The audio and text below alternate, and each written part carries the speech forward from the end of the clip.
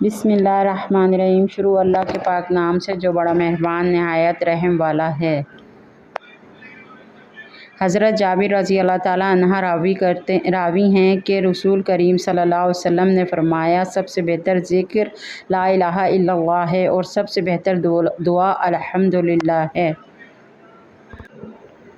حضرت کعب بن مالک رضی اللہ تعالیٰ عنہ بیان کرتے ہیں، نبی صلی اللہ علیہ وسلم جب سفر سے واپس آتے تو دن کو چاشت کے وقت مدینہ منورہ میں داخل ہوتے تھے۔ جب آپ داخل ہوتے تو پہلے مسجد میں تشریف لاتے اور وہاں 2 رکعت پڑھتے، پھر لوگوں کی خاطر وہاں تشریف رکھتے۔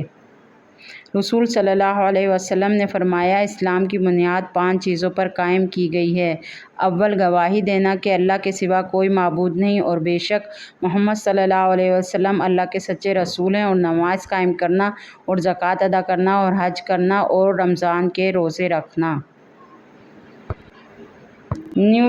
اس طرح کی اسلامی ویڈیوز دیکھنے کے لیے ہمارے چینل کو سبسکرائب کریں اور بیل آئیکن کا بٹن دبانا نہ بھولیں۔ نیو اسلامی ویڈیوز دیکھنے کے لیے شکریہ۔